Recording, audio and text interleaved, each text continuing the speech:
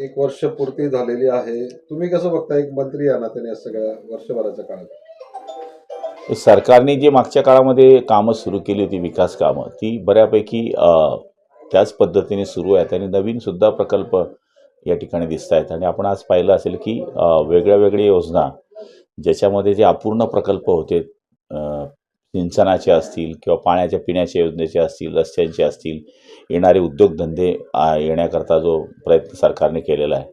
तर आपल्याला माहिती आहे की वर्षपूर्तीमध्ये जेवढे आश्वासनं सरकारने दिली होती त्याच्यापैकी बरीच आश्वासनं ही पूर्ण करण्याचा प्रयत्न केलेला आहे.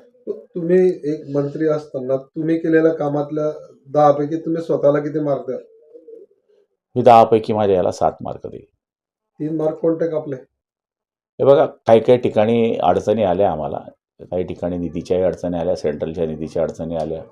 त्याचबरोबर राज्याच्या अडचणी आल्या, त्या पण माननीय मुख्यमंत्री उपमुख्यमंत्र्यांनी राज्याचे पैसे दिल्यामुळे त्या अडचणी माझ्या सुटू शकल्या. तर ते एकाच वेळेस पैसे आले असते तर मला 10 पैकी 10 मार्क मिळाले असते. सरकारच्या वर्षभराच्या कामाला किती मार्क द्याल तुम्ही? 8 मार्क. 8 मार्क. म्हणजे चांगल्या प्रकारचा परफॉर्मन्स राहिलेला आहे सरकारचा. तो काही स्थानिक प्रश्न आहेत आपले की आपण बघतोय की किशोर आप्पा पाटील आहेत, त्यांनी आता या निवडणुकीचे जे ईव्हीएम मशीन ठेवले त्या ठिकाणी स्वतःची सुरक्षा यंत्रणा ठेवण्याचा निर्णय घेतलेला आहे. त्यांच्या निर्णयाकडे कसं बघता तुम्ही? नाही, मला काही माहीत नाही, पण आता आमच्याकडेही धरणगावला लोक रोज रात्री तिथे झोपत आहे पेट्यांजवळ. म्हणजे उभाटाचे लोक झोपत आहेत. असं होत नाही. त्यामुळे प्रत्येकाला वेगळा वेगळा विषय आहे, त्यामुळे त्याच्यावर बोलणं काय उचित होणार नाही, कारण की प्रत्येकाला काही कोणाला शंका आहे कोणाला नाही आहे, असं काही होत नाही.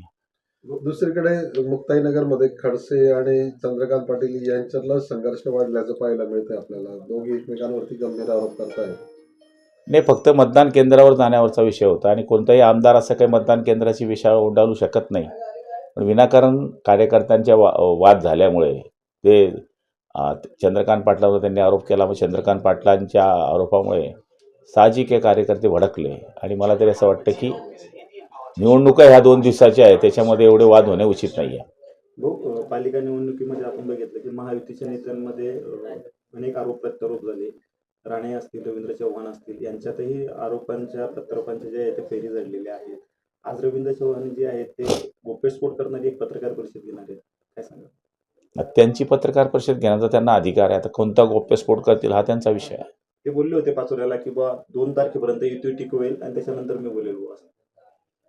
आता त्यांचा विषय आहे ना, त्यांनी काय बोलावं हा त्यांचा विषय आहे, कोणता गौप्यस्फोट करावा हा त्यांचा विषय आहे.